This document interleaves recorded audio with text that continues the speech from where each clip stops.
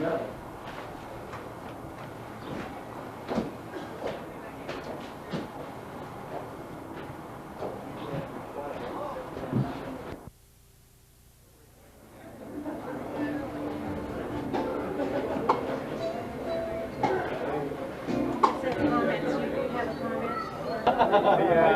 you didn't have to wear your jacket to recognize you.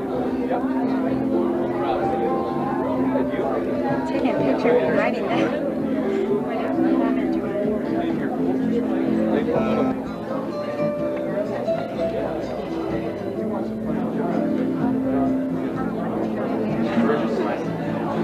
Mr. Buffy. Oh, thank you. I really appreciate it. Really impressed. So what? 32 years? I think I do so. I mean, that's more years than some people have been on this planet. That's true. I'm talking to yeah. 4 years. Yeah, not teaching. No, horticulture. What's all this? I got a feeling that. I got a feeling. Are you ready? We're going to have a good time. I don't have. Yeah.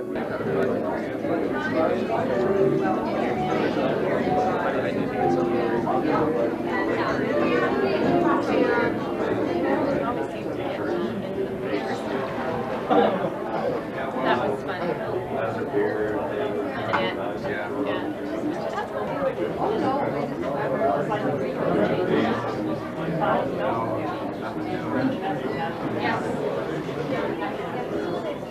Found out.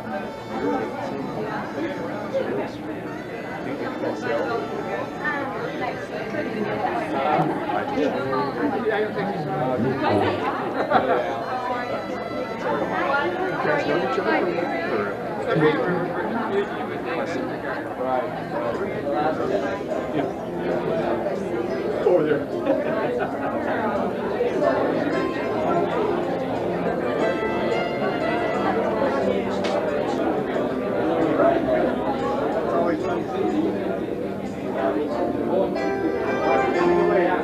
What's the big deal? Casual, anybody can do what they want. Going off the diet.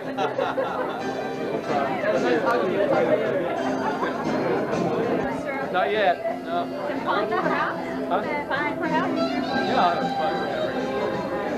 Thank you. You got those are going to fall out, Jill.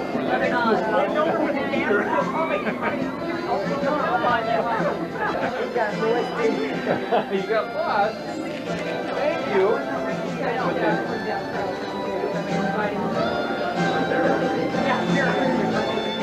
Tony.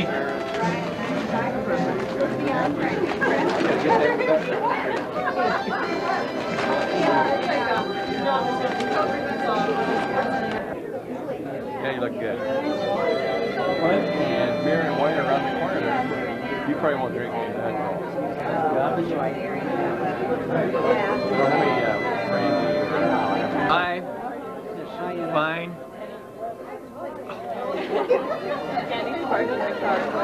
Here, it's all different.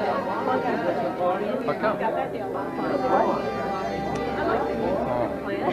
You go party and you put their hair up. You gotta remember that.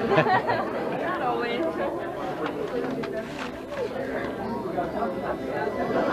Thank you.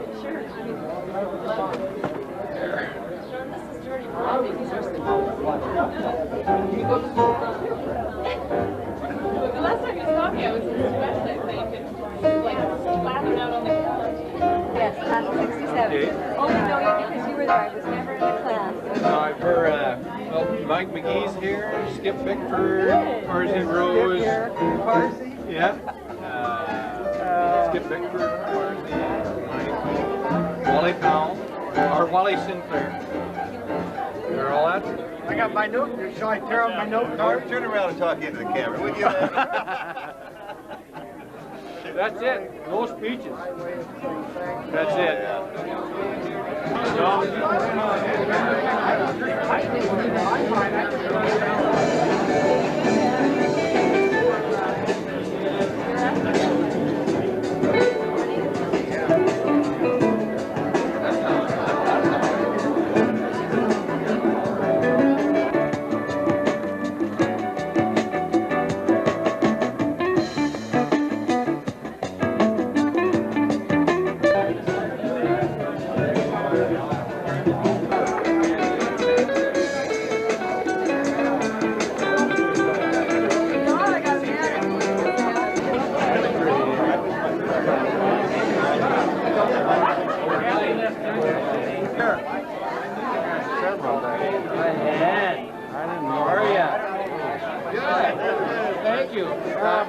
commission and the guy retired. 83. No, I thought you were gonna say, oh, just a hug, that's all. The only weekend you're concerned about is that one right there. I'll contact tomorrow morning. I was gonna bring my handball gear, but all my shirts are kind of ratty looking. They always work. I've been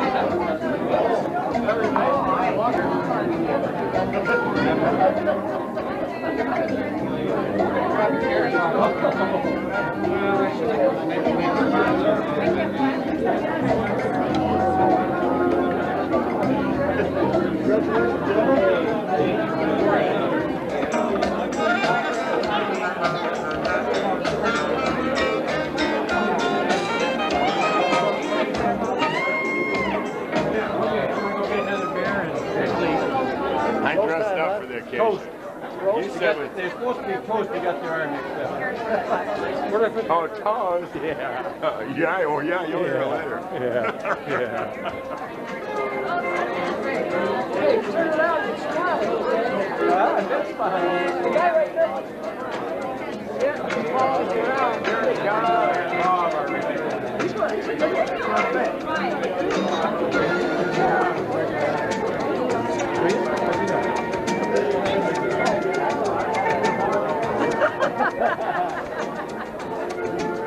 Even dressed up. Good, how are you? God dang it, you still look the same. You haven't looked a bit old. I'm not big. You can hide something like that. First step, acknowledging the problem. There's no solution.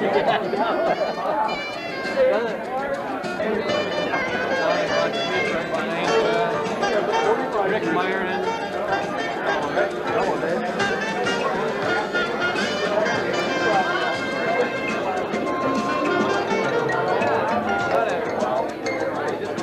Come on down and let everyone take a chance and tell some stories. Norman was born 1936 was the year, Eugene, Oregon.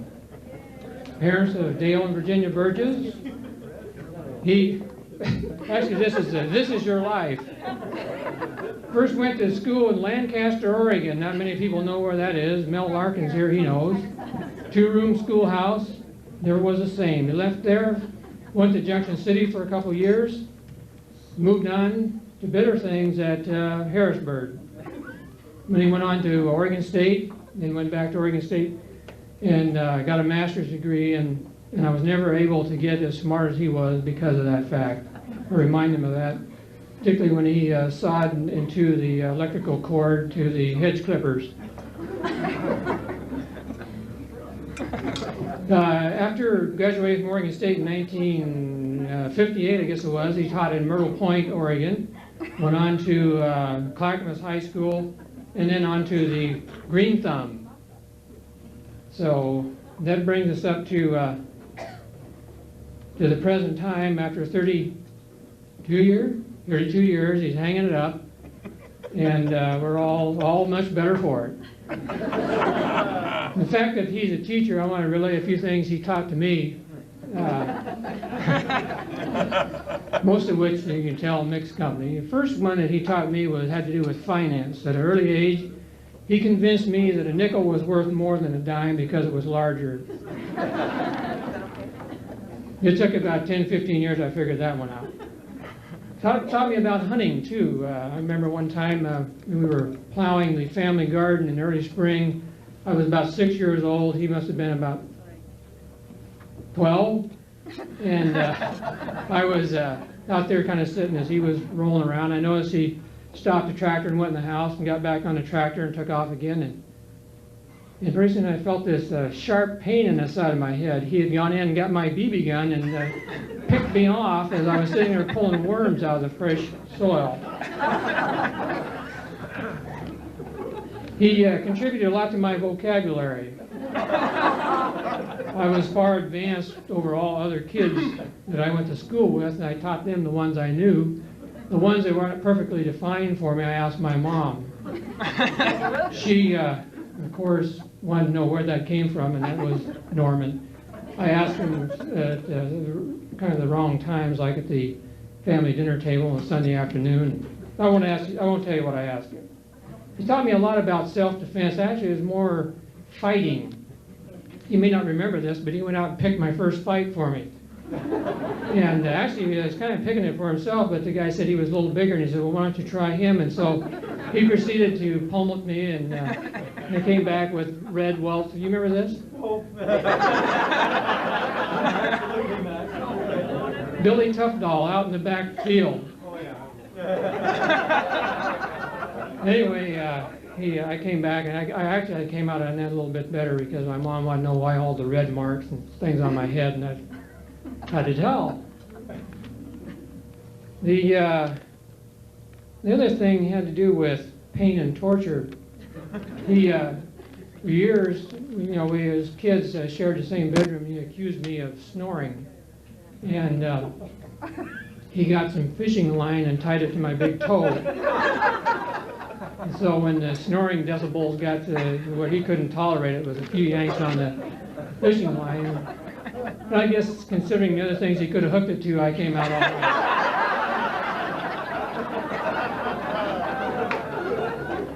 So there was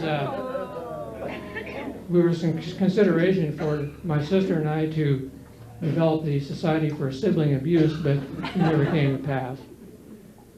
I'd like to make mention of some special people who have come quite a long ways to be here, and so these are, I think I've got the main ones, and these are some of Norman's teachers from beautiful downtown Harrisburg, although they are not there any longer. I don't see her right now, but Miss Bombach is here, right here. Goes back a long way to pre-1954. And for your information, she taught Norman home ec. Principal of the high school is here, Mr. Lloyd Barber. I saw him earlier. Here he is. Good you can make it. And also his high school basketball coach, and I want to mention that they had a pretty successful year in those days, and Mel Larkin is right over here. Okay, here. We have a lot of his students, and I thought if we could just have those ones that, if I mention the names, you can just wave your hand to indicate you're here. Is there anybody here from Myrtle Point, his first nesting grounds? No Myrtle Pointers? That was a big one. And how about Clackamas High School? Got some of those bodies, that's great. And then the last session was at the Green Thumb at Portland Public Schools. There. We're over here too. All right, great.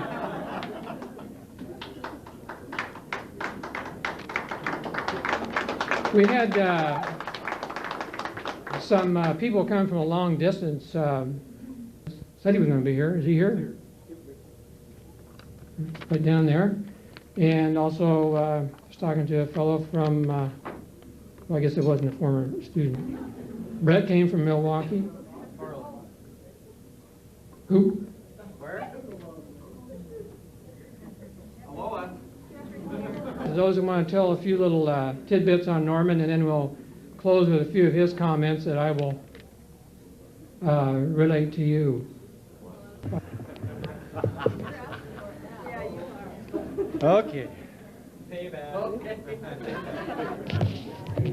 My name is Mike Miller, and I and Norm go back a long, long ways. I'm pretty sure I am. We both went through Oregon State, and when I came out of Oregon State, I went to Eddyville High School to teach. Norm gave me a call about 3 years later and said, hey, there's a job in Portland. Come on up and take a look at it. And that was the Green Thumb program. I came up, and it happened to be a state convention. And Norm said, well, I'll tell you what. I'll take you on a tour of Clackamas and Milwaukee. Could you have a chair so I could sit down? I said, well, that's fine. And John Ferguson, you know about this because you were in the car. Norm had a T-Bird, and he said, I'll take you on a tour and show you some of the little farming communities around the Milwaukee area, places that are growing vegetables and all of those things. So we get in the car, and Norm, of course, is the driver, and he's pretty calm. You know, he doesn't drive very fast. When we started down Lake Road at 90 miles an hour, he was pointing out all of these places as we see, you know. and he said, well, we've got to hurry a little bit, get you through this. And I was down in the back seat. You know, I came off this small farm, and I wasn't really accustomed to being toured that way. And that was my first real experience with Norm. There have been a lot of others. Some of them which he's paid me not to relay, and I've taken the money, so I really can't, but yeah. And some of his retirement check in the future will be coming into my household, so therefore I cannot really relay some of those. But there are a couple of things that I would like to give back to him, of which he gave to me years ago, because he has more need for them than I do. One of them he thought was real funny when it was given to me about 20 years ago, and because he's going to have a lot of time on his hands as a retiree, I have this gift that will fill some of that idle time. This puzzle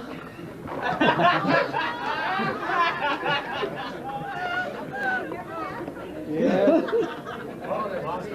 Oh, and the pieces are falling out. Norm, Don't lose any of the don't pieces. lose any of the pieces. Those are hard to come by. When he gets really bored and tired and wants to have something to do to fill his idle time, I think he'll probably enjoy this puzzle. That'll fill it. That'll fill it. Thank So you, I want you to Mike. have that. Well, I'm not through yet. Oh.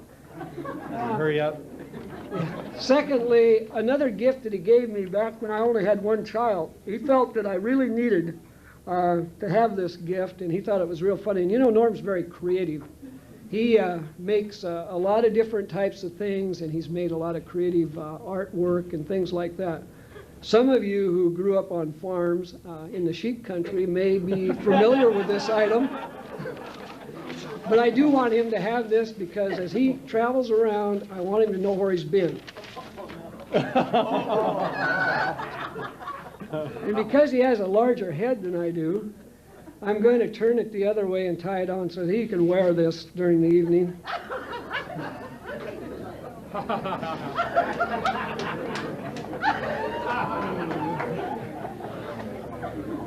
Some of these people don't know what that is, thank God. And if you really want to know what that is, I'm not going to take the time to explain it, but Norm can tell you in a few words. There were a couple of more. One of the experiences that some of you in the audience had along with me, as most of you know, Norm's a real gourmet cook, but he also likes to eat. And when he gets hungry, he doesn't really mind helping out. Anyway, should I stop now? Don't go. A lot of us played mush ball together back years ago, and then we played softball together. A lot of you in the room were a part of this.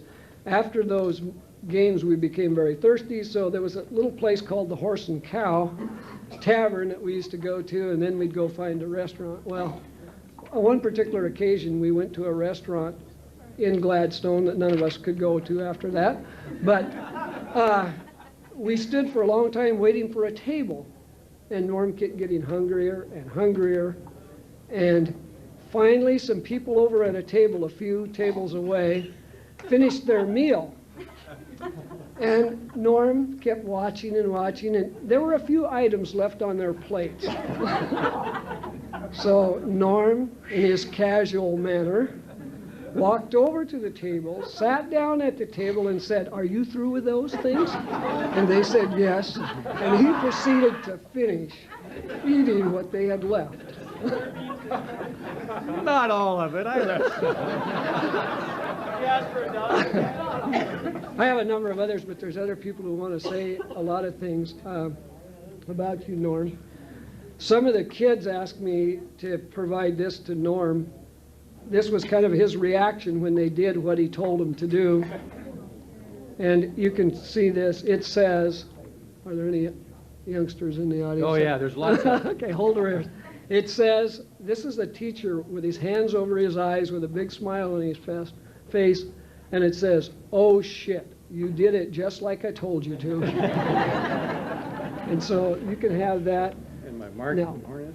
Now, in all sincerity, this is probably as difficult, has been difficult for me as it has been for Norm, because after 24 years of working together, spending a lot of time together, it's going to be very, very difficult not to have him walk in every day, even when he's late, and he uses his mother for an excuse. She calls for me. And she calls for him even.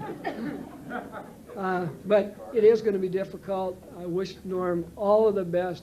You know, Norm to me is a true friend, and he always will be. And the only thing that will separate us is that daily work, of which in about 3 years I'm going to join him. But he's a first-class person. He's a fine person, and I'm really going to miss seeing him during those days, and I have the utmost respect for him. Thank you. This guy deserves all a hand because he's put up a lot of crap over the last 24 years. Too much. Too much. Where's the sheep? How could I? Yes, I do. Boy, my experiences with Norm were entirely different than what I just heard. Oh, Of good course, one. of course, you must remember I had him as a sophomore in high school. Remember 15-year-old kids? You know, he was all feet and elbows and full of hell. I don't know how one man could have such a sweet mother and turn out the way he did. But one of the things he used to do to me was continually, you know, kind of bug me every day, you know, just little things. Me? And I was kind of loose in the classroom, but when we had chem lab, I used to say, now this is serious, because people can get hurt. You know, people can get hurt in lab. So I walked in one day, and I could smell sulfur all over the place. Nothing but sulfur. And here was Norm, and I believe it was Terry Woods, with a deflagrating spoon behind their back, you know. I said, Norm, go back in that corner, and you sit there until I tell you to get out of there. And he dutifully did so. 2 weeks later, he came to me and he said, Mr. Barber, can I come back to class? And I'd entirely forgotten about it. But how a kid could be so bright and yet so damn dumb.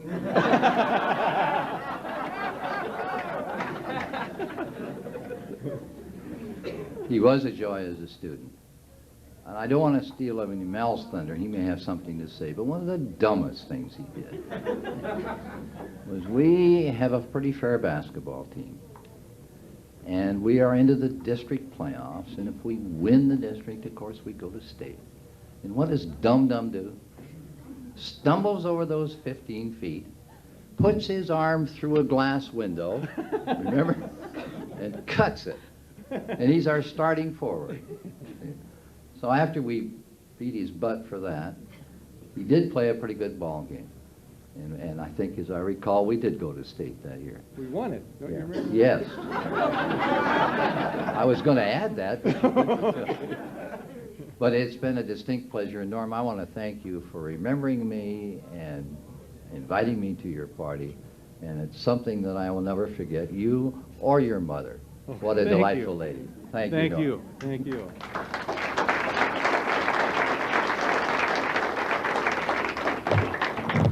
Mel, you want to take a follow-up on that one? Oh, cake here.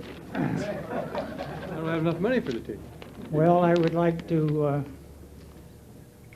tell you that when Norm called me, invited me here, I said I knew a great little telephone booth that we could hold this meeting in. And I see you were curious also as to why. Is there anything better going on in this damn Portland area than this?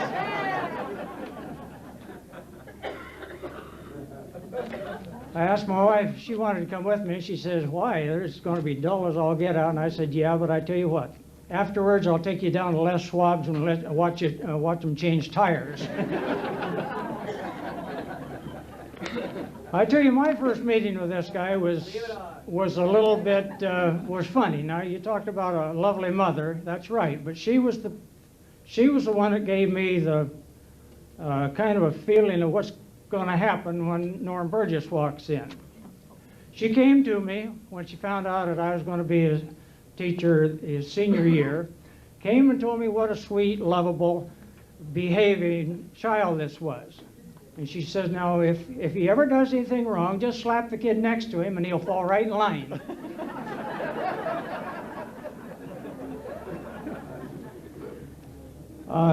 Laurie hit it on the head. I could beat around the bush all evening, but when he said dumb, this is our boy. This is our boy. The guy who wrote the song, Folks Are Dumb, Where I Came From, they had him in mind.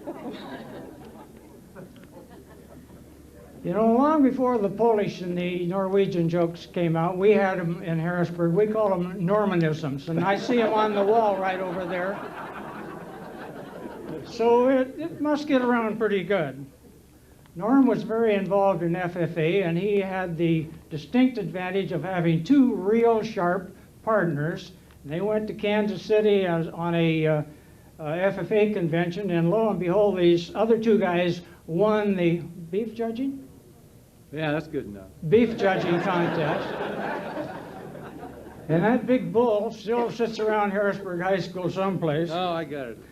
You have. Well, that's just another side of him, you know. When he was a senior in high school, his idea of a pinup was a Hereford heifer.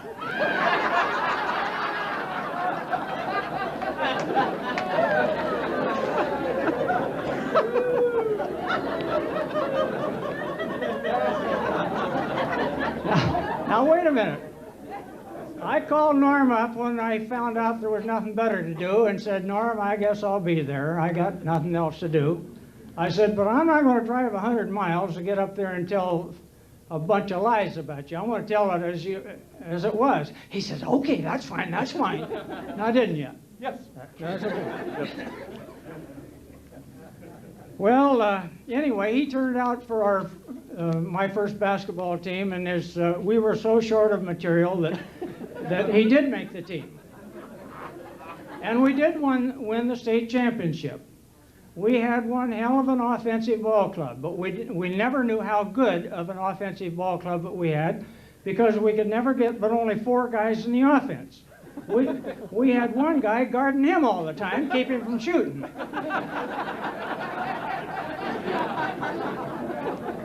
Well, I'll tell you, he was a whiz on defense. He wanted that damn ball back. You should have seen him at timeouts. 4 guys around here, and Norm waving at the girls, you know, telling what time he'd pick them up afterwards. Oh, it was something else. What's the matter? Nothing argue about done. Well, one of the really funny things happened, really to go back about the dumb bit, we had to take physical exams, you know, before you could turn out for the ball club. So we had the doctor coming in, and I told all the players, now we're going to have a physical exam tomorrow, and the doctor's going to want a urine sample. This guy stayed up all night studying for his urine test. I passed, too. Well, I hope to tell you he passed. And for some reason, I forget now what it was, but the doctor wasn't satisfied. He told Norm that he not only wanted a urine sample, he wanted a fecal sample, and he wanted a sperm sample. So Norm just took his shorts off and handed them to him.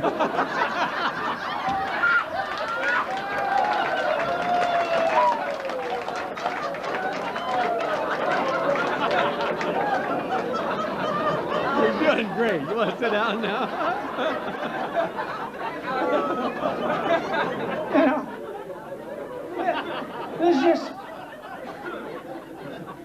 this is just typical of him. You know, he never has learned the difference between with and at. You know, like laughing with somebody or laughing at somebody. I forgot to tell you about when the first day of basketball practice. I says to Norm, what's your favorite position? He says, who about like this?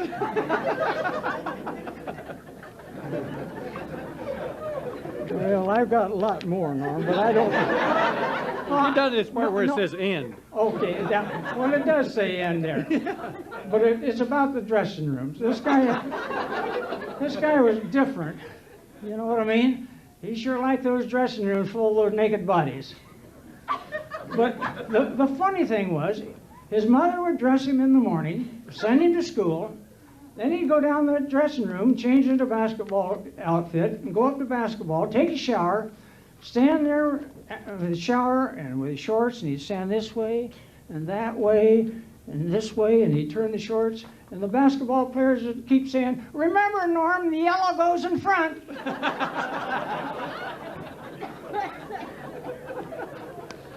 Okay, I'm done now, Norm. I got a lot more. Have you? Thank you.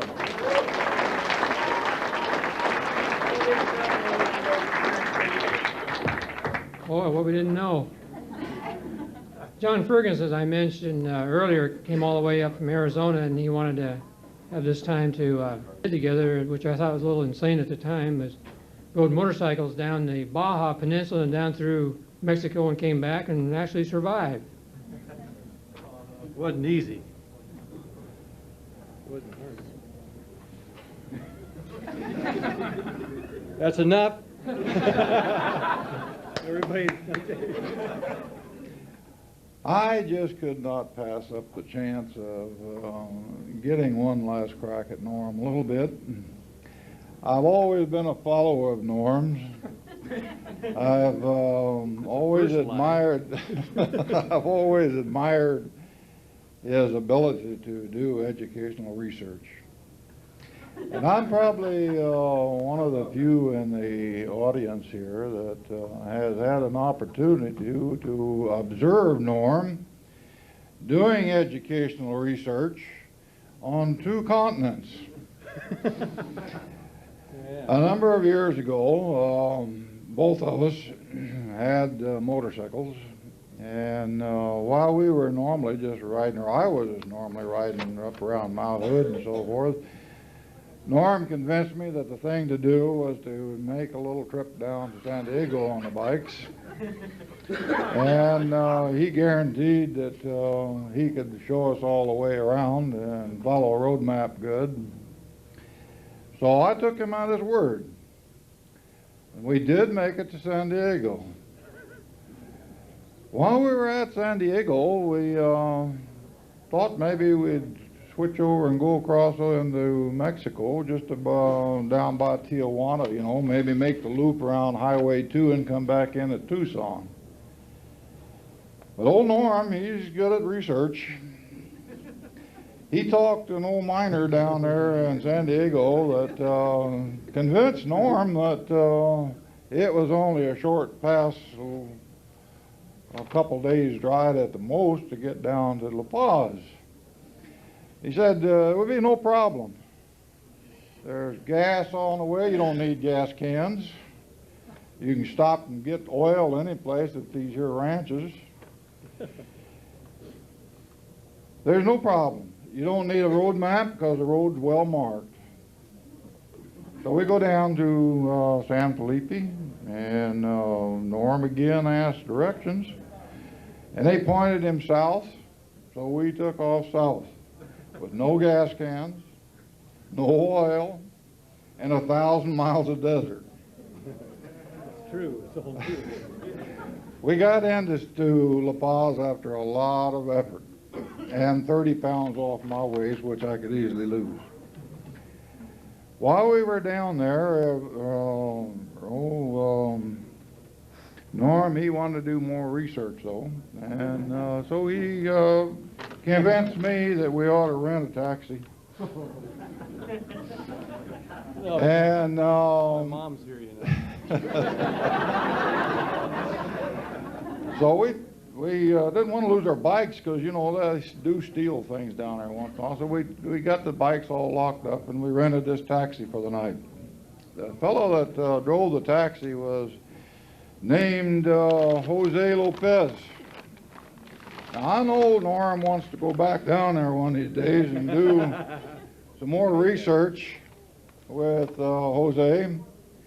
So I took the time to whittle out a little caricature here that will give Norm the visual sighting so he can locate old Jose.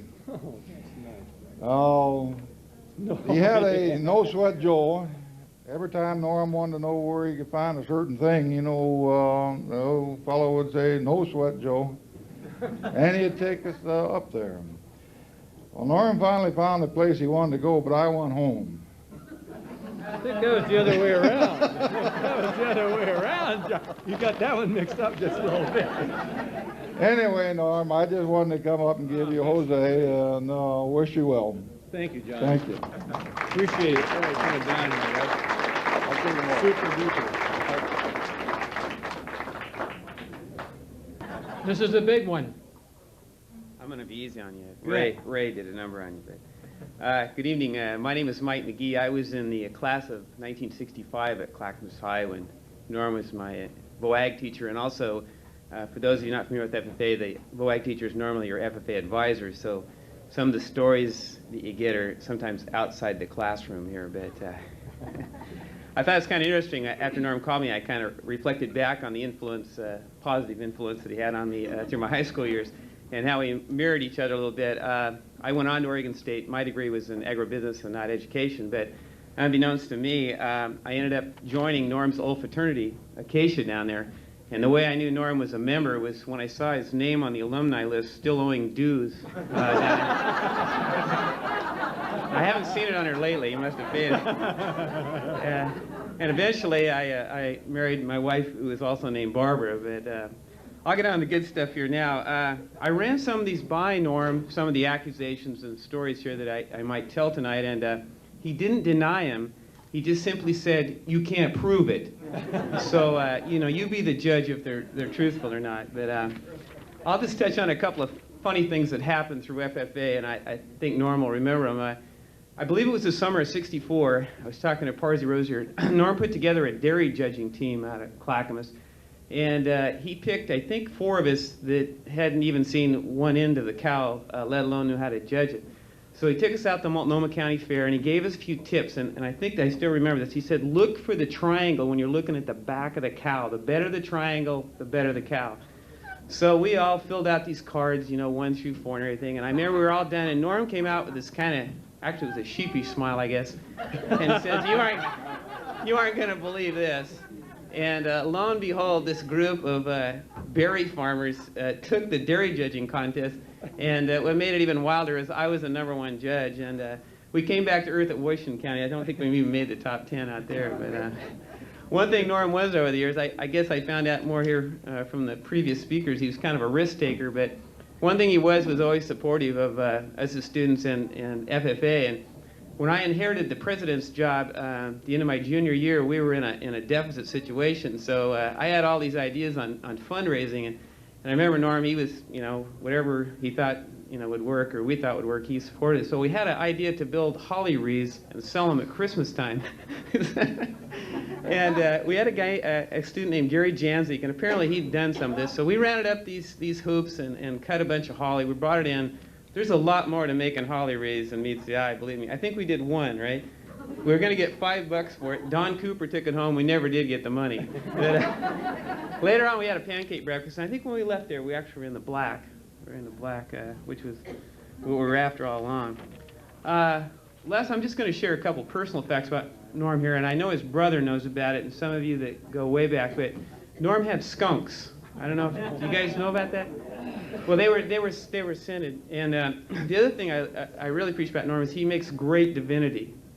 But I always wondered about his date life and how he handled women with these 2 interests.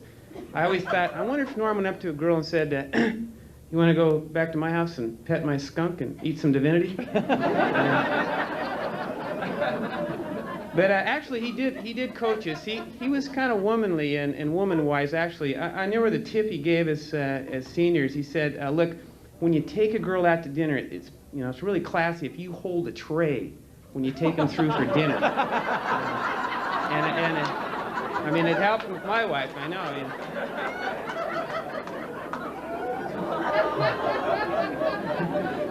But the last thing is a deep secret that he did divulge to us to not make us feel too nervous around women. And well, he said the first time he made love, he was scared to death because he was by himself.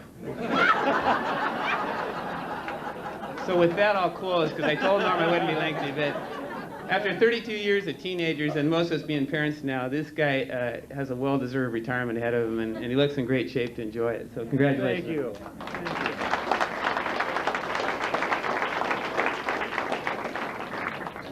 Back to the skunks. You know, they said they were, what do you call them? Descended. Descended. Anybody else who wants to step to the mic? Here we go. Yep. Well, I know, and I thought, listen, I know Norman better than that.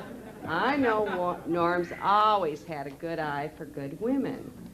And so I said, well, listen, there's another woman that loves it. I said, you know, the evening cannot go by without at least one woman making some warm comments about Norm.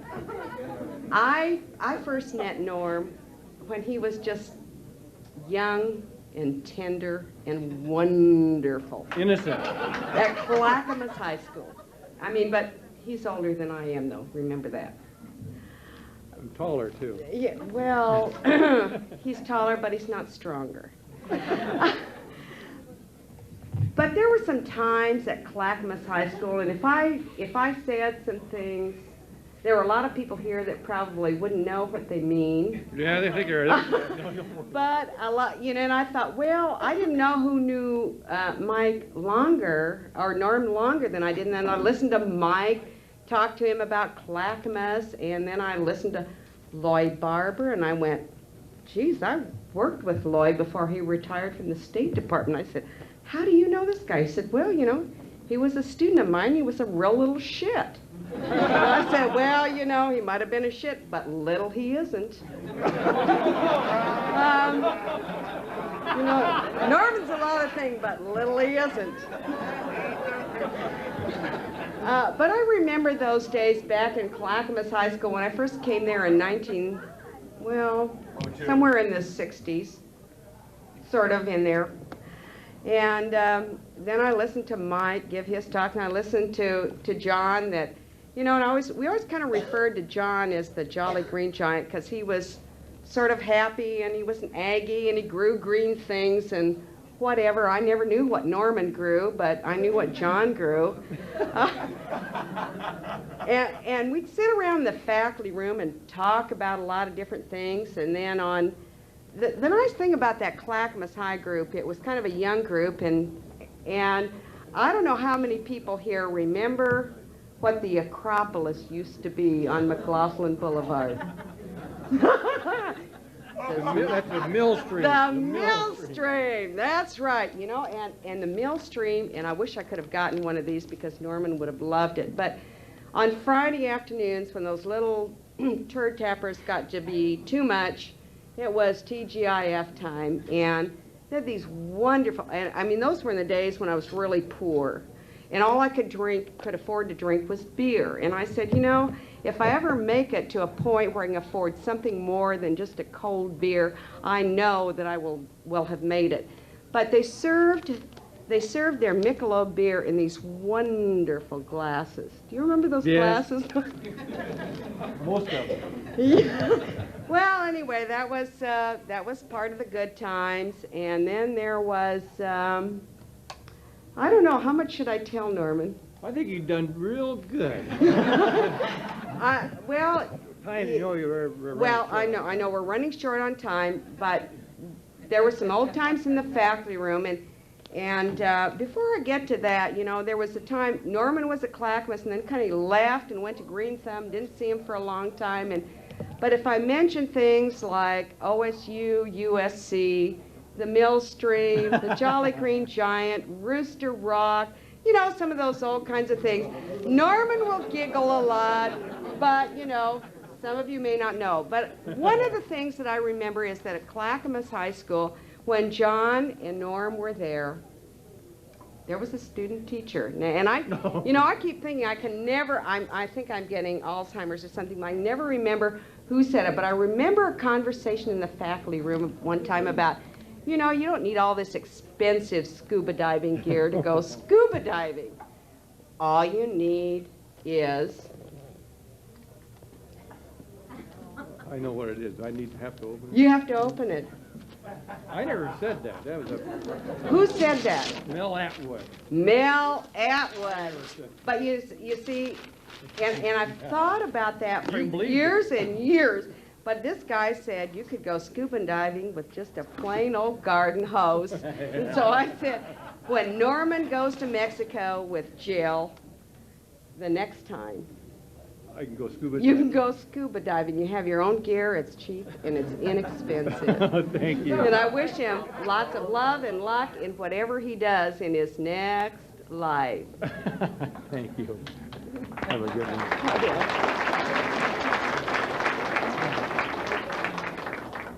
A little getting even with to do here. He's been on the receiving end of a lot of pranks and one thing or another, I think, over the years. I think you got it correct. And here he is. Well, Norm, Yes, Dick. do you remember that first year, Which one? 1966? Yes. Do you, in this box, there's a little bit of indication of what our first year students looked like.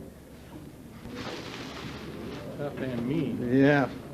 Such as wheelbarrows going through glasses, tunnels being dug throughout greenhouses.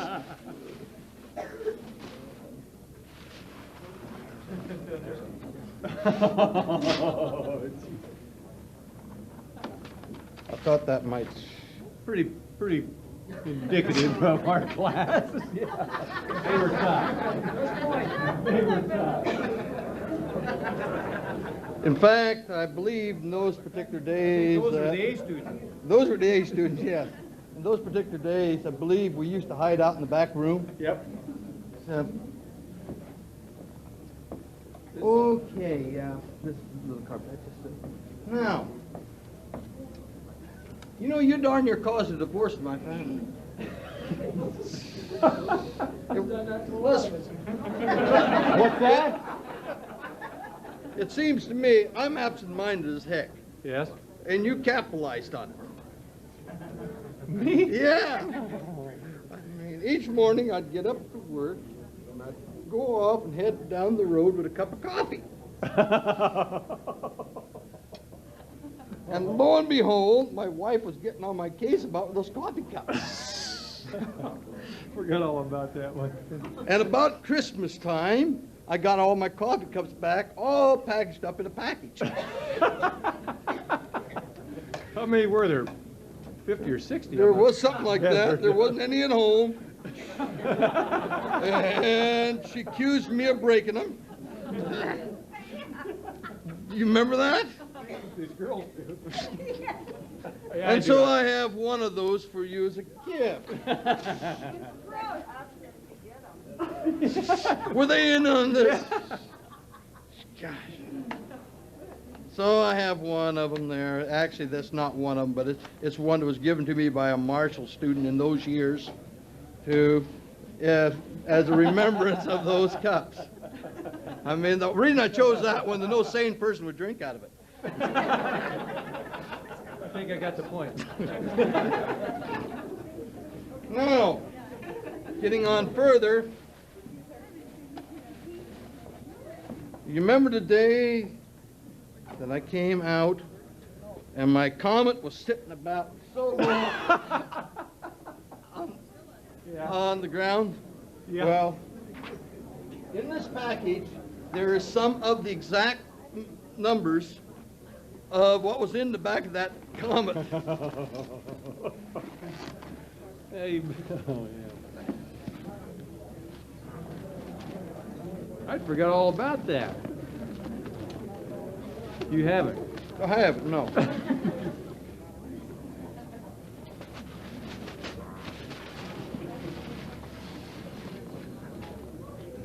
They didn't make that then. No. Is that 100? No. No. Yeah, easy, Jerry. you let that harness get in the way, are you, Dad? No. Those are, Yeah. I filled his entire trunk up with old clay pots one day. I came up there and I think I it was. can't remember why though. I don't know why. I came home one day and here's my common sitting about so big. I opened the trunk and it's completely full of clay pots. They decided they were going plastic and they want to get rid of clay, so they just decided to fill my car. Now got rid of them. Now I can't pass this up because I see John Fergan. Uh-oh. Okay. Remember the trip to Clackamas Skill Center? Yeah, I think so. And you remember the field of wheat with all the mustard in it? Yeah. You remember that, John? Yeah. So, a little comment, something to the effect that what a great crop of mustard, and also the pig houses. Yeah. John had built some pig houses, they're quite tall. Yeah. Okay. And while John's here also, about the Virginia peppers. Yeah, I remember the Virginia peppers. So we got rid of a lot of plants that year. yeah, we did. Every time that we wanted to get rid of some plants, John had a program over at Clackamas, and he'd take them and grow them on for us. So, just a little remembrance. Yeah.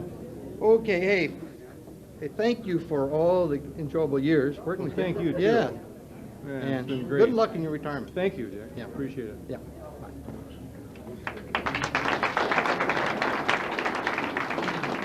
The practical jokes go on. That wants to. Maybe. No, you sit down, McGarry. No, I'm coming up. Oh, I have a fax here. Whoop. That I received at my office the other day from Carl Rice, who can't be here. Oh, God. He has some associations with the Milwaukee Elks and East Side. Anyway. Is it clean? That was pretty clean. You can't read it, though. I can't really read it, but anyway, he had some Pass things on. he wanted to pass on to Norm since he couldn't be here. He says, I distinctly remember Norm in his early days of handball at the Milwaukee Elks. He only had one court, and for active players, times were getting tough. At Norm's peak, what the hell's going on over here? At Norm's peak in handball, he played equally as good in that sport as he does now in racquetball. And there's two choices: A, not very good, or B, sorry Norm, maybe retirement was the best thing. Anyway, going on. I specifically remember him saying one of his great sayings like, "Those darn racquetball players taking up all our court time," or "Those rotten racquetball players getting 2 hours in a row." See, what you need to know is that Carl used to make the reservation times, and some people used to call it a week ahead and make them like when they shouldn't have. I didn't know about that. Yeah. Anyway, I won't mention you rotten handball players calling me to pick your times ahead of schedule, receiving 3 hours in a row. You didn't, nah. Anyway, in closing, what do you mean, Norm, when you said you'll never play that darn game? Racquetball. I think he had to get down to racquetball because his arm wouldn't get down low enough anymore. You get an extra handle there. Anyway, seriously, I'm sorry I couldn't be here. Good luck, my friend, Carl Rice. Good. Thank you, Carl.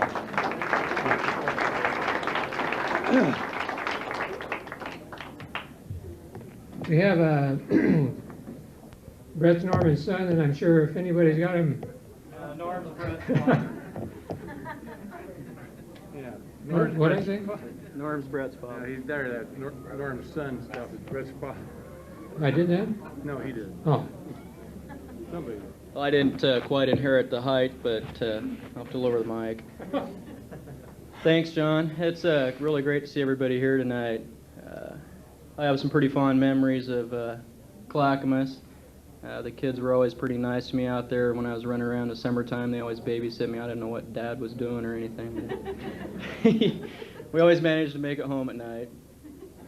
And we had a lot of fun out there. Operation Green Thumb, I remember it from the scraggling days of making all the greenhouses and I remember Dad out there slave driving a lot of the kids, and boy, they were hot under the breath. Who is that guy? Anyway, we always had a lot of fun out there too, and remember one experience out at Green Thumb in a greenhouse. I was out there watching this one kid eat his lunch, and he always ate a whole onion at lunch.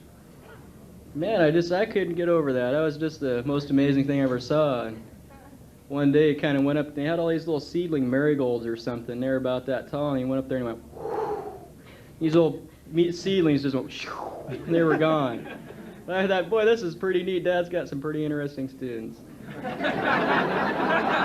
I didn't know where he learned that from or anything, but it was pretty neat. And, you know, when you're this little, stuff like that kind of sticks with you. Another time I remember him sitting around. It was a hard day after summer school, and kids have been driving him nuts. And they're all sitting in the faculty room, and I'm kind of outside the door. They didn't really know I was there. And they go, well, what'd you get today? And they started going, oh, God, I got B.O., V.O., A.O., and all these initials. And I'm just kind of going, Cal, what's B.O.? You know, and they had all these things they were going. I can't tell you what all the rest of the initials were for. I've just recently learned a few of them, not all of them. So we won't go into that tonight. We've already had some pretty good raking over the coals. I also remember a lot of the kids, they go, hey, are you Norm's son? I go, yeah. I go, how do you live with him? And I'm going, gee, I really don't know any different. Is he that bad? Oh, man, I don't know how you live with him. I was kind of always taken aback by that. I never understood, you know, what was so bad about it. But as I grew older, I found out a few of the reasons why.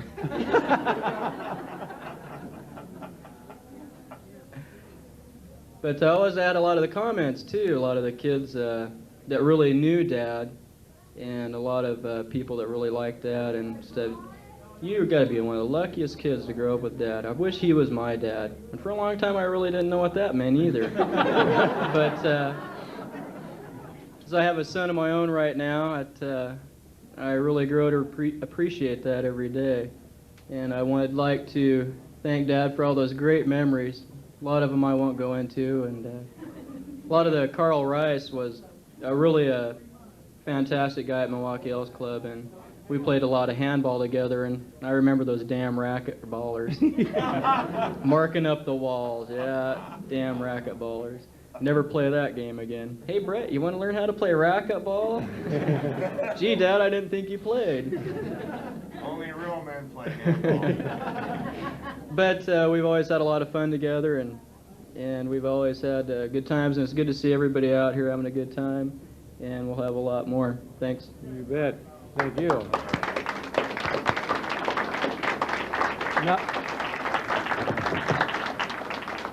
Now we're playing racquetball. He's starting to beat the hell out of me on that now, so I got to find a new game. How about golf? Okay. Tournament darts. We got something on wheels. I just wanted to comment that Brett said he didn't inherit the height, and I'm glad he didn't tell you what he did inherit. I don't think I got that either. Oh, Jesus. How many students asked what that was, Mike? I hate to come back up, but the Green Thumb staff asked me to come in and make this presentation for them, and they worked pretty hard to put this together. This is one of Norm's favorite pieces of the original Green Thumb program, and he put this in a conspicuous place. And as the years have gone by, the staff felt that it probably really belonged to Norm, so they dug it up this year. This is called a fedging post. And those of you that don't understand that term, it's like a flatulating post. And when students didn't do what they were supposed to do, Norm told them, go out and grab the ring and do their farting around there. So this post and this box was built by the staff, and we wish him to have this in his retirement. He can put it in his yard, and when he doesn't have anything to do, he can hang on to it.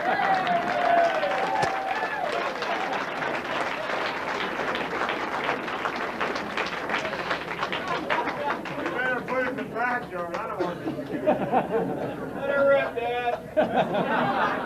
Yeah, he was telling me not long ago that he was a little irritated. Mike had that taken out. Yeah, they have had that there all those years, and he took it out. Well, there it is. Mick Poff, you ready for your... Only worked with Norm for a short time, but we played a lot together. Rose. Norman is one of the few guys that I know that has taken his turn and excelled at some of the following things. I may have missed some. Florist, farmer, landscaper, auto mechanics, painter, designer, agriculturalist, naturalist, small engine repairs, brick mason, do-it-yourselfer, creativity, cooking, collector, zoologist, welder, organizer, woodworking, oh, I can't read, physical fitness, teacher, lover, ball player. I've heard about that. So, here we've brought some things. We're going to talk about the years 1970 to 75. I met Norman through his brother when I moved to Portland, and we came up and we said, you know, we ought to get something going. You know, this work is kind of boring, and we need to have some more outlets here. And so we said, well, let's create a ball team. And so we decided to create a ball team. This looks like a grab bag, but it is. The first thing I wanted you to hold those, will you? Oh, would you hold those, please? The first thing I want to do is to put on this old T-shirt. Keep in mind it's 20 years old. It's been... You want your glasses? I gotta look at, where's the label? There's only two ways to do it. Oh, okay. All right. It says on the back, Portland Garden and Pet Store. Norman owned that store, and he said, that was back when we were all struggling, teachers, trying to make our way in the world. He said, I'll sponsor the team, and he did. I look in here, and he was a creative person. We used to have parties, and if we needed a word, he'd come up with it. Payunkathon. That was a party that we had at my place, and it got bigger and bigger, and it got so big we couldn't have them anymore. You tell them what Payunkathon means? Tell that. I don't know. We roasted hogs, we drank beer, and it lasted too long. Too long. Here I have the scorecards, 20 years old, of some of the ball players that were here and involved here. Now, Norman, you know, he was pretty down, he was down far in the lineup at the beginning of the season. Clean up, they called it. But he did work up. He worked up, and he got so that he could hit that ball real well. But, you know, as I glanced through this, I hate to say this, there wasn't too many base hits. But then we had some close games, and he was able to pull them through. This is his. Now, here's one of the old bats that I saved. I was kind of the guy that said, who are we going to get to play for us today? So-and-so is missing. So we had 9 ball players, and here's one. Feel the weight of that bat. Is that a Cooper and all bat or what? That is a, honest to goodness, wooden bat, heavy to lift. The major leagues are trying to get rid of, they want to get into aluminum. Wood is too expensive to make anymore. And here, stored out in the barn for 20 years. See that old yellow box? Inside is an old ball. This is before slow pitch came in. It was called mush ball. And look at the size of that ball. And all the people I'm going to call up here are going to sign their name, and this will be Norman. Hey, did he lead the league with that ball? Huh? Did he lead the league in errors with that ball?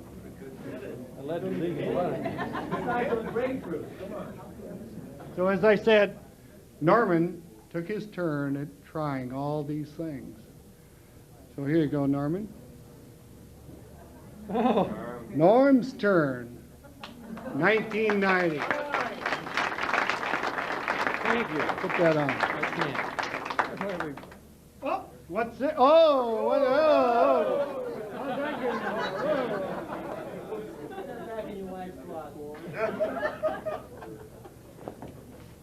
What happened to that little card I had? Did I put it back? Here it is. No, I got it. All right, Norm's up here. Let's have Ron Nordorf up here. You got to tell a story if you get a T-shirt. Well, later. I'll have to let somebody else get going. There's been too many good stories. I just can't top any of these. Norman was our second baseman. Ron was our pitcher, and they switched off back and forth. Whoever could bat 500 got to pitch the next day. All right, let's have Jim Blunt up here. Try these shirts on. You got to tell a story. Keep in mind, this is 70 to 75. We fell apart after that. Some of us even lost our hair. Norman always had a real good eye for a lot of things. And one of the things he had a good eye for was a value. In 1967, I bought a Mustang, drove it for 11 years and put 130,000 miles on it, and Norman had his eye on it. I sold it to him for $800 in 1978. He gave it to Jill, I believe. She promptly introduced it to a telephone pole. Sold it back to Norm, and he's still driving it, and she's driving a Lincoln. Stand up here, yeah. You guys stand up. Brent Dart.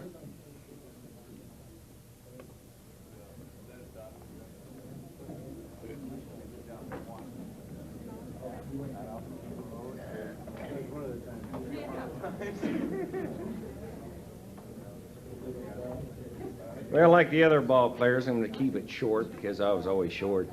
But Norm was in construction at one time, and he learned how to hot wire one of these things because he wanted to plow up a little of Mick Poff's property. Remember that, Mick? I do. But we wouldn't say it was unauthorized use of a motor vehicle, would we? But it was great being with these people. Thank you. Take a shirt. Let's have Ned Helzer up here.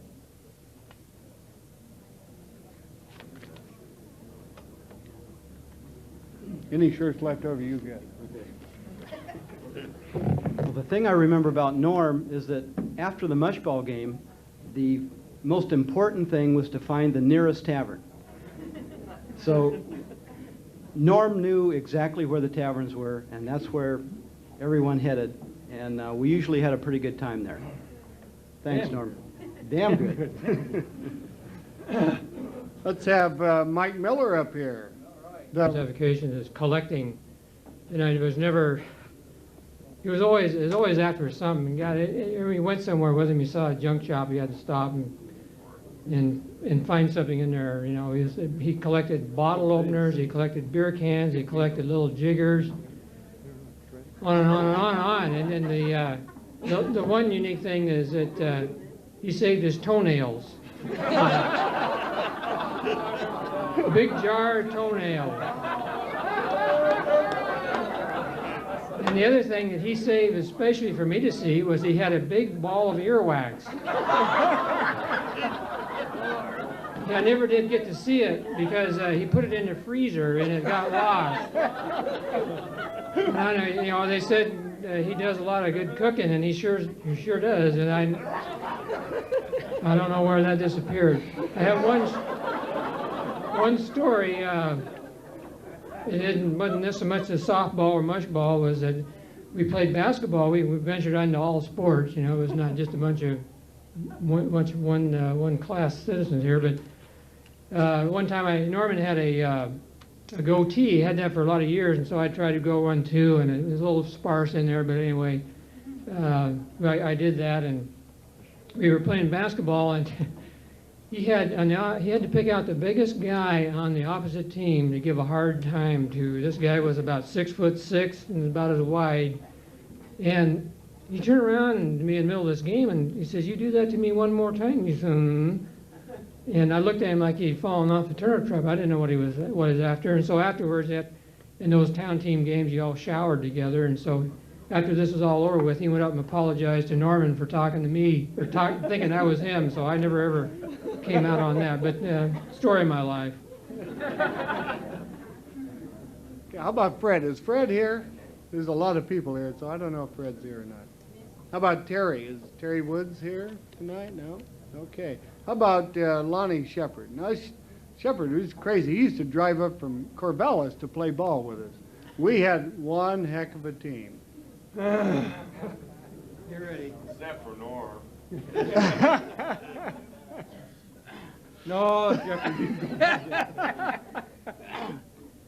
I really can't tell any stories about Norm because Norm had a very uncanny way of, you'd start something and he'd always get you to be the butt of the joke. So anything I have to tell about Norm turned sour on me. Norman was very good at that. He got things going. He always had. He was a humanist. He loved to see interaction between people. And when we went to a ball game, it was always exciting. And those, for me personally, were very exciting years. And Norman had a great part in that. Thanks, Norman, for inviting. Oh, wait a minute. Here, Bev. Bev has a story. Now, she was Ron's wife and... I am. Was. I am Ron's wife. Is. The problem is these guys forgot the best half of their mushball team. I think Jill and Brett and Barbara and Kathy and Eric and Mike and Bev need to come up here too, and Sandy, because without us, they never would have had as much fun. That's And good. we were the ones that allowed them to do all that drinking in the taverns. You don't know what misery we had to go through while we waited with toddlers at somebody's house for these men to get through at the tavern so they could come and take us home. All right, thank you, Bev.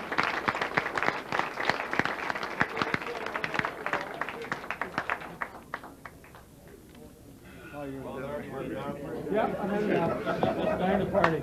Yeah, I think he's endured enough. There you go. Can you? Okay. So we're going to give the old boy a chance to take some final words here, and give him a chance to say his words too.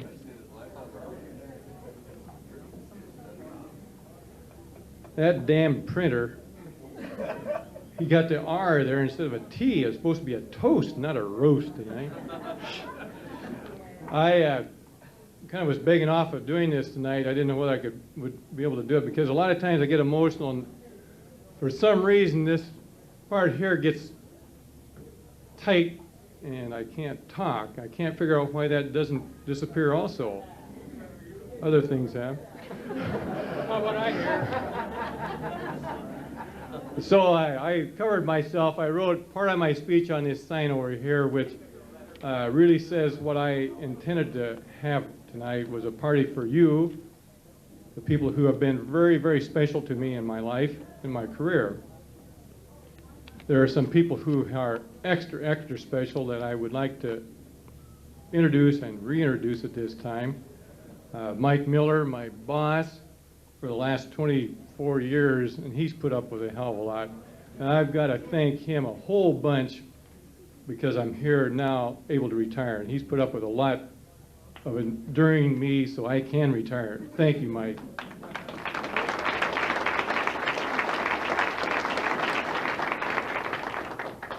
And a guy I went to college with who I've known for 34 years, and we still call each other's friends, if you can believe that, Bob Hyatt.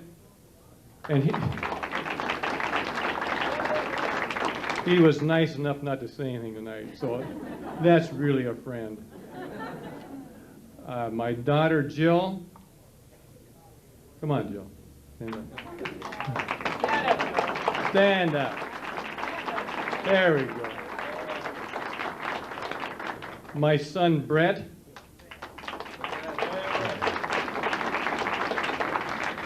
their mother Barbara,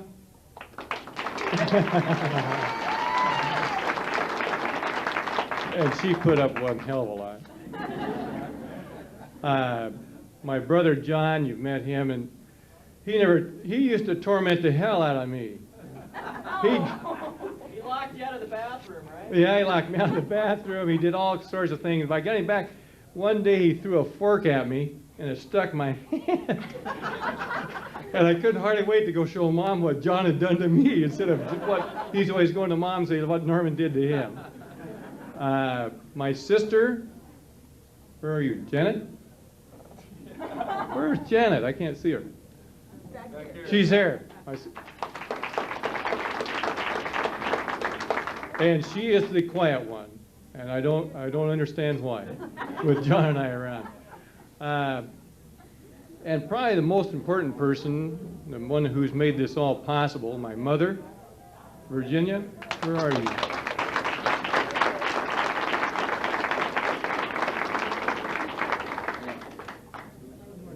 She's the one who wrote the definition of unconditional love for Mr. Webster, because she is a living example of that. Mom, did you want to say something? Come on, Grandma. What is Well, somebody said you wanted to say something. You really know it. Yeah, I do. Uh-oh. There. I had a nice little speech prepared, but after hearing all this, what is there left to say? I can't believe what I've heard. That's good. I like that. I like that. But anyway, it's been very interesting, educational to no end. And believe me, raising this boy was an education in itself. But I'm glad he came along. We had a lot of fun along the way, a few anxious times, but I wouldn't have missed it for anything. And I wish him many, many happy days of retirement. Thank you, Mom.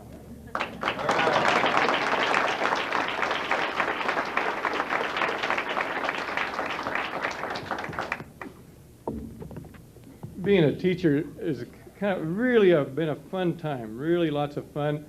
Miss Bombach was my home ec teacher. The one thing that I remembered, and that's every time I iron a shirt now. I've learned how to iron shirts and my pants, and when I do that, I did it in college, and all along I always think of you.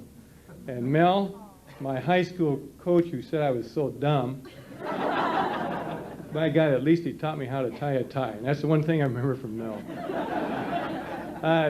That's it. I don't know what else to say. Some people say simple thanks. I would like to give a very complex thanks to all of you for being here and making me feel very proud. Let's have a big party, huh? Go for it.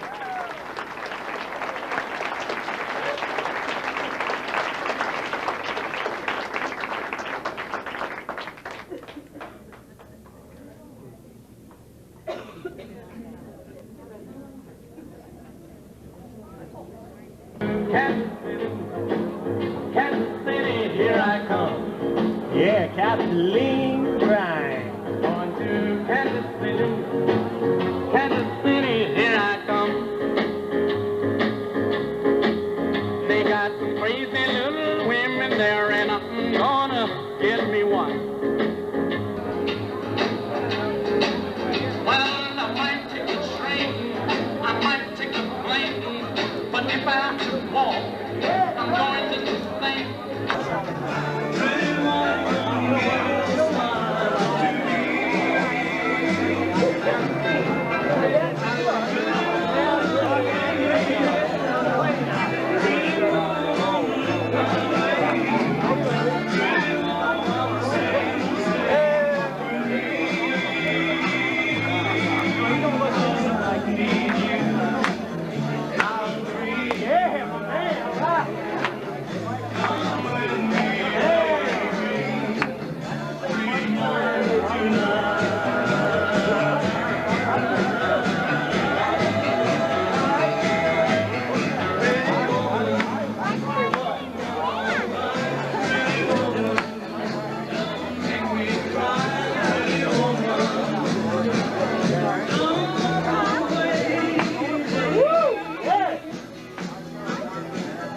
gotta get into the 60s later.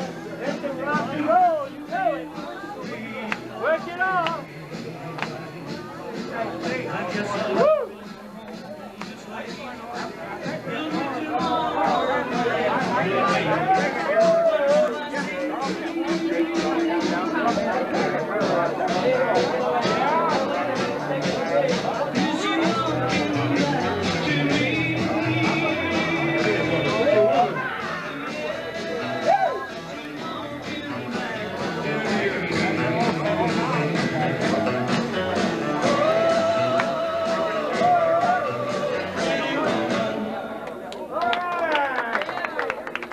Come on, move your feet. I'm gonna slow it down. Who's in shape? Let's go to the hop. Woo! You got you on camera, baby. You gotta show some moves. Yeah, get down now. Let's go to the hop. Woo!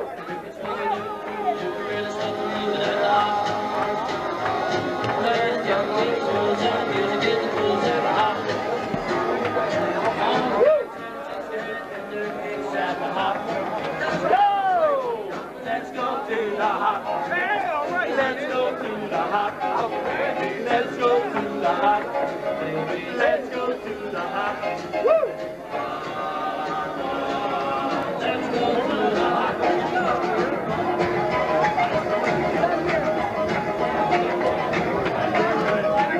Ready,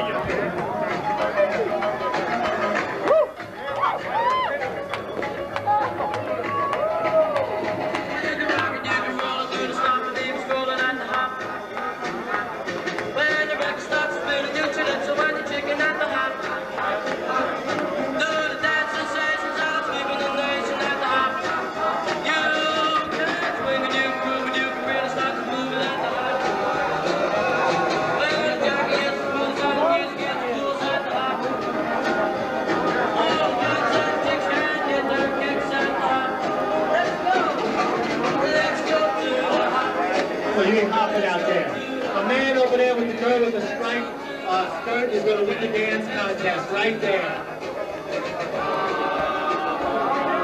Let's go to the hop.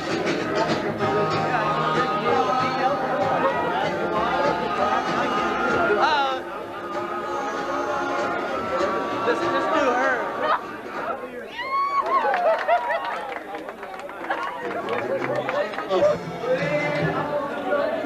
Oh, shit.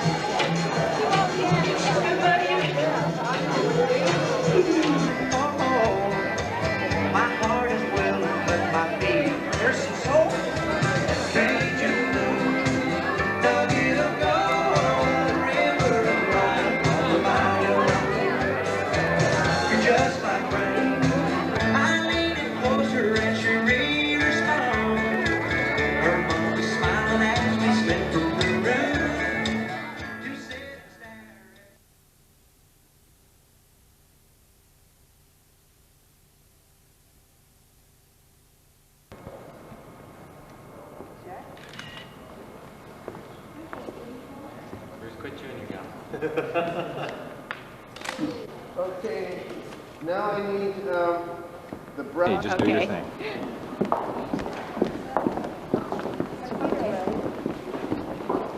Someone bring the bride's In bouquet this for order? me? In this order? Do that. Wait till I tell you, okay. Just do your thing. Do my thing, huh? Smile shot. I'm always smiling. There it is. Perfect thing.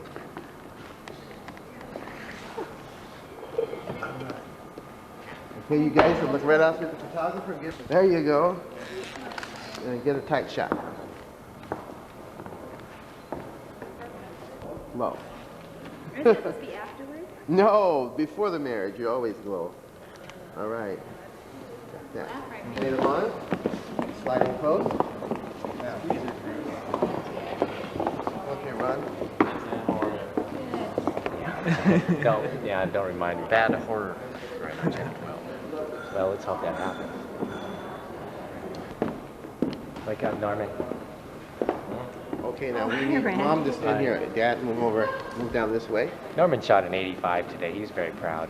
All right, and Mom, over here by your...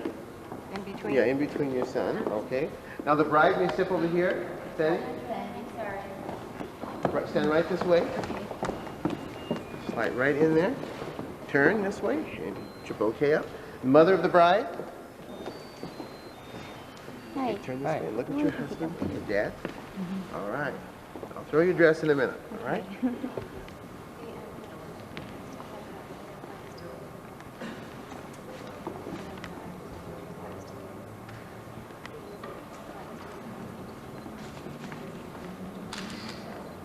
There we are.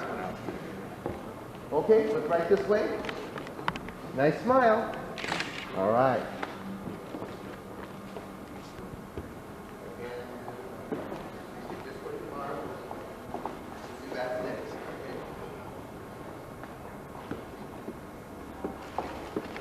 Mother and father of the bride. Quickly. Mother and father of the bride. All right. Hit it.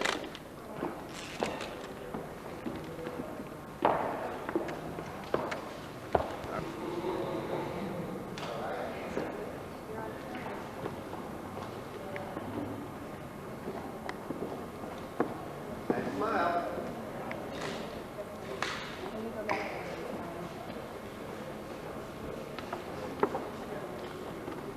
No, I haven't got grandma no shoes. Yeah. One more. You gotta make sure. No, grandma one's not here. You know, I guess we could do a quick one afterwards, so. You know what I mean?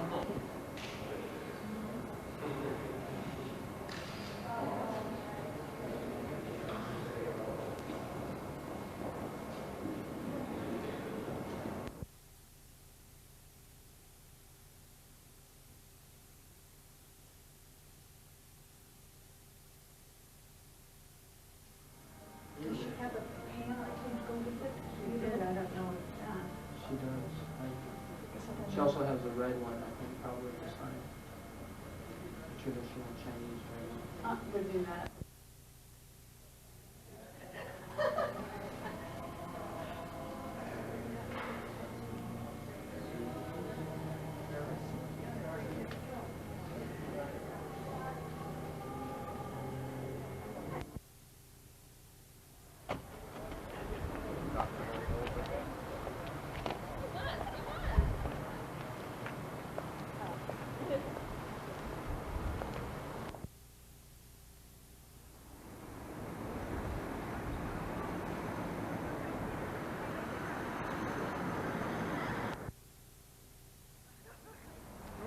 Don't touch me! God! Mr. Mike? Where's the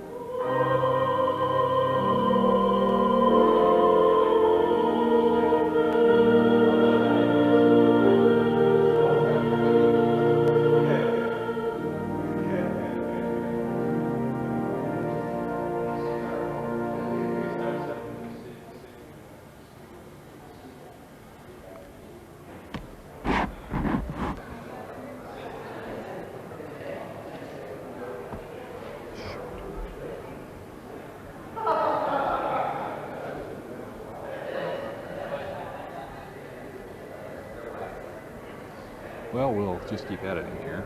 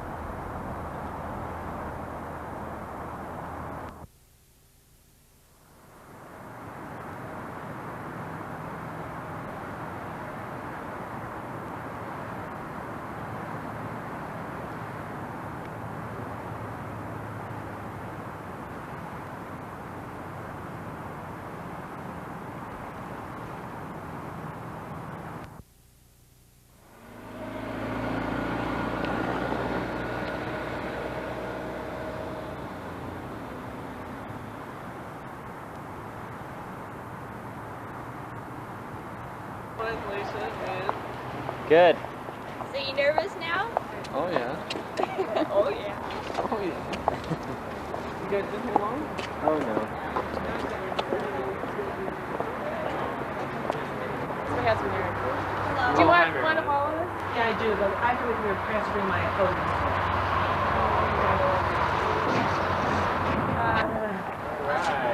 You guys look nice. Thank you. I mean, you sure got a tux, maybe. I think it's a sharpening suit. Yes. Wait, I'm not done with you. One more. Okay. Leave it looking at me. 1, 2, 3. Flag. Where's flag? Now I'm just flag.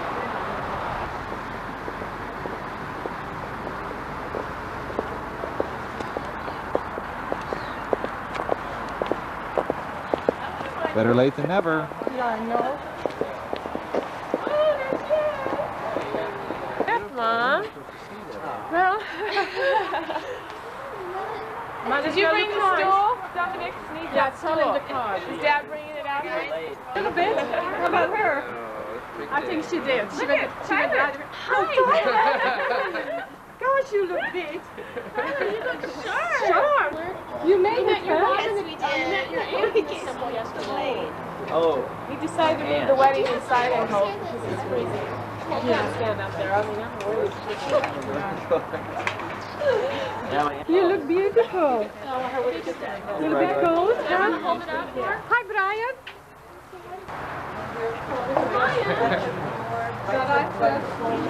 Can somebody hold? Here we go. 1, 2, 3. Okay. Sonia. Hold this, please. Darren's here. Okay. Dad, we need the stool. Where's your car? No, she's not standing. You're standing. Right before. Right before. Right before. Put your arm behind her. Right. Okay. Good. Going for this man. Okay. Do you normally wear them? Okay, keep them on. Okay, here we go. 1, 2, 3. Beautiful. Okay, let's have Chrissy in here. Chrissy. But on time there, inside? No, go in between. Between us? Oh, you guys have to break it up. Okay. Left foot forward, Chrissy. Okay. Left foot. That's my right foot. I'm sorry. Right foot forward. Oh, right? No, you're left. You're left. She's left. Okay, here we go. 2, 3. Okay, great. All right. I live off the land in Montana.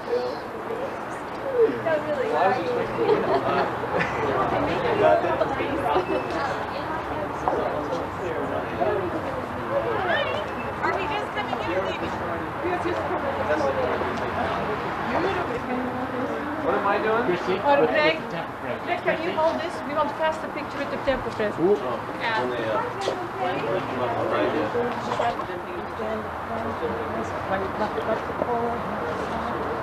Waiting. I can't believe it's really pouring right now. Okay, left foot forward. Okay. Here we go. Look at it. Yes, left foot. That's right. All right, thank you very much. Should they each take their picture now or should they take the big? Here. Okay. Hold it. You want to take this? Everything out of the mouth. Yeah, I always try to get one with it. Just one. Oh, they are. We need to get those. Yeah? You need to watch out. She needs the flowers.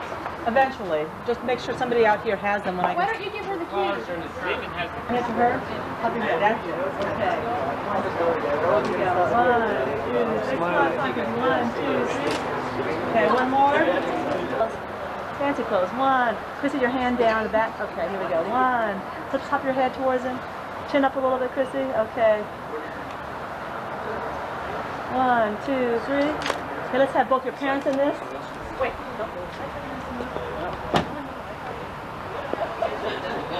Mom, Dad, Did you see Robert? you have to be there? Yes, Robert you're right Goodson. over here. Knees next. Come here, right foot forward on the knees. Right foot forward, fine. Just bring it down the side. Leaving has it.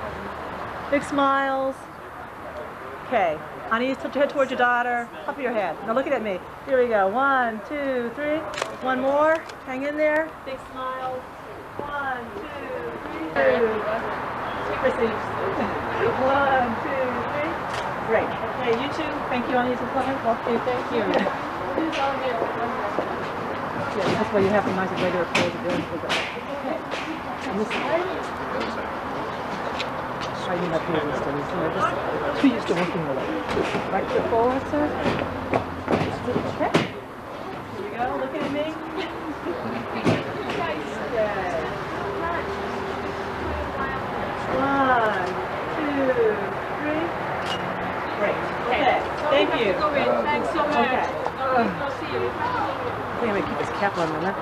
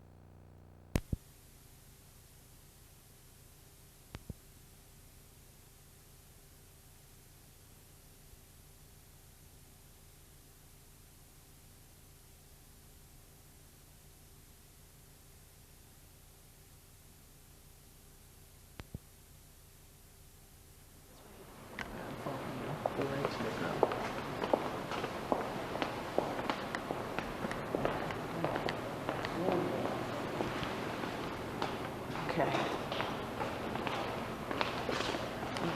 Right foot forward.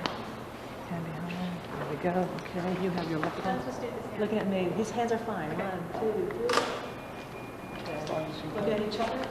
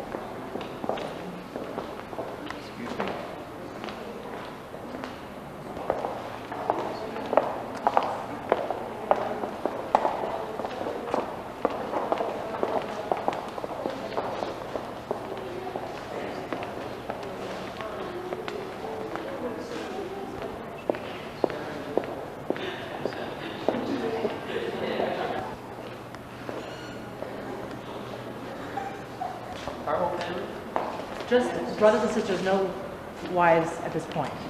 Okay, just for right now. Brothers and Sisters and mother and father, but no wives. Or husbands. And husbands? No, not right now. We'll just meet and we'll add. You look nice, Christy. Okay, Brad, let's go. You gotta sit. Which way? Legs going that way. Just so you get a stand.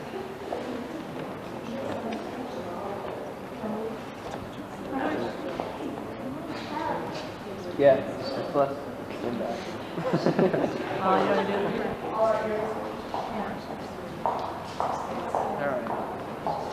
Here we go. Do not flash my flash, guys. Okay, here we go. On the count of 3.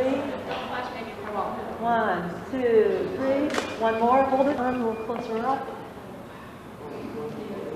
1, 2, 3. Okay, now let's have the spouses. Isn't it it really is true. Don't you agree? Yeah. Make him laugh. This guy, he lets you know how he's feeling. He gets it home. It's hysterical. Beautiful. Okay, now, done with this. I like to do it.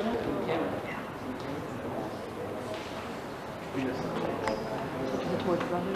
Chin down a little bit. 1, 2, 3. Krista. Okay. How you doing, next Krista? Up, next texture. Left foot forward, shoulder to shoulder. Looking at me. Okay. Next usher. That's it. Doesn't matter. You get a chance. Anybody wearing a tuxedo gets this shot. That's how you qualify. Tuxedo shot. You're gonna. Same thing. I've been under the tree there. Shoulder to right foot forward. I'll give a picture. 2, 3.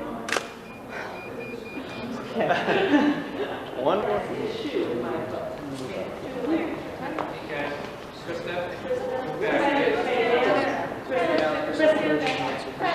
Right.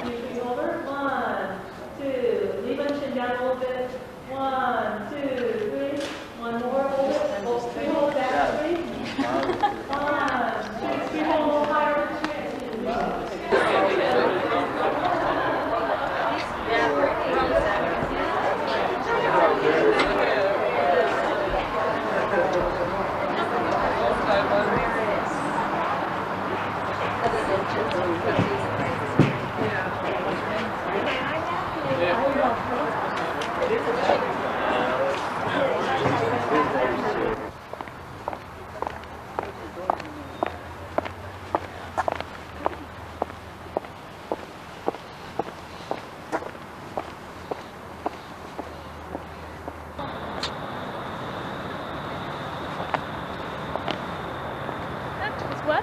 No, I thought it'll be wetty. Unbelievable. Okay, right foot forward, left foot forward.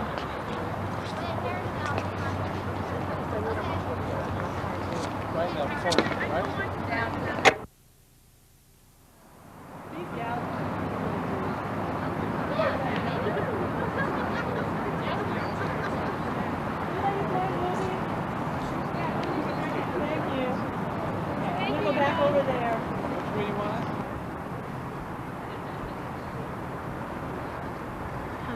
Tyler, you come here. Maybe in your way here.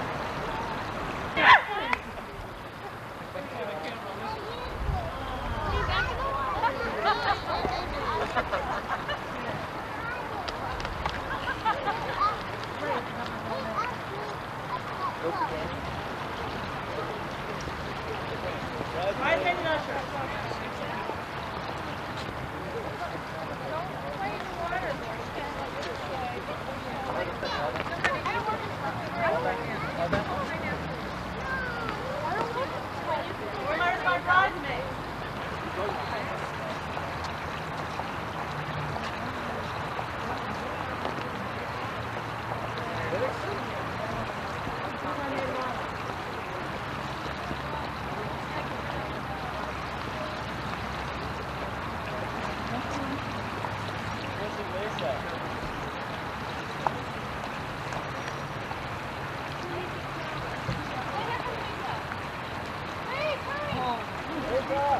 Lifesavers, left or forward?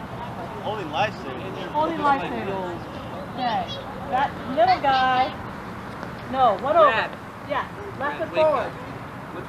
Okay. All right, ladies looking at me. No, they don't want that. They already tried that. John trade places this guy. Too many cheese. This is lovely weather. I'm moving. Thank you, folks. Everybody pay attention. Chrissy, you're at the wrong angle. Right Chrissy forward, Chrissy.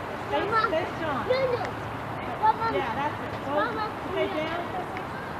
Okay, ladies looking at me. Looks wonderful. Here we go. Wait, Tyler? Tyler, come over here, please. Here we go. One. Looking at me. Keep talking. 1, 2, 3. One more. We can get it, folks.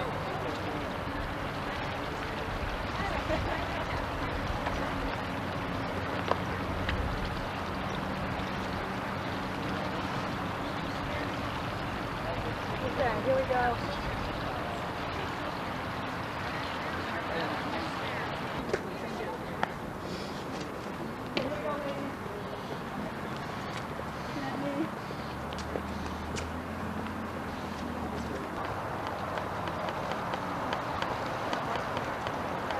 Are you done?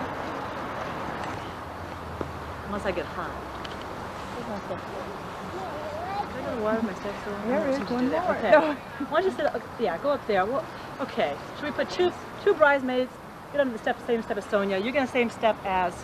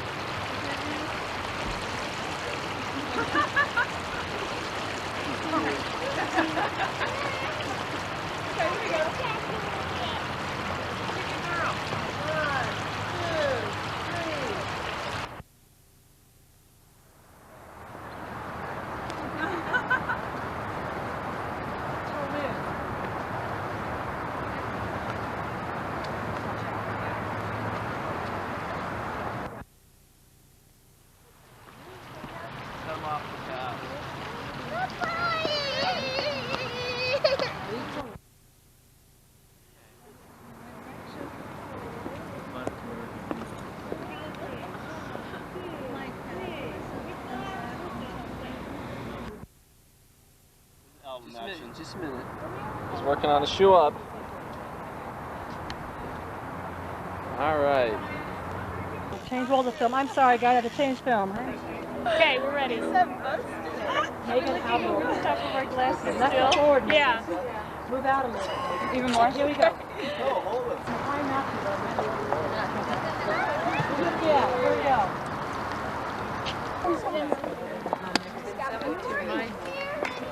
All right. Parents are up here with us. Over on this side. Put your cuffs down on your pants. Unfold them. Unfold them. Okay. Like this, eh? Like this? Yeah, I Now you shoot back. Before you get What are we doing with our leg? Thanks for checking into Left foot out, left foot up. Here we go this side. 3. Beautiful. Thank you. Are we done, Dominique? No, I need my parents and my writing. Okay. What about the... Wait, ushers, I single the pictures. Because I have not taken a picture that I talked about.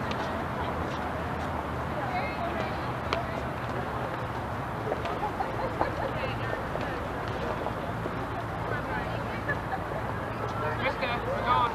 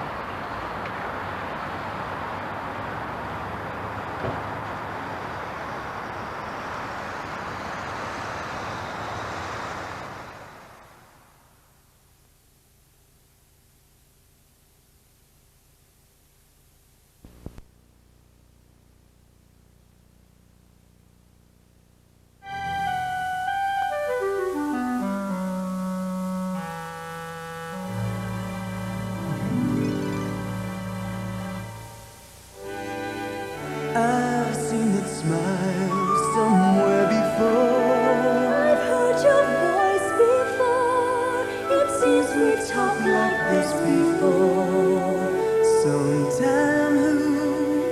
can be certain when. But if I knew you then, it's strange I can't remember. Feelings come so very strong, like we've known each other oh so long. The circle of our love is more than just a rising sun that sets. The circle of our love, it goes forever. The circle of our love begins with now and every promised dream. In God's eternal plan, it goes forever. The circle of our love extends beyond the reach of time, beyond the span of days and years. It goes forever.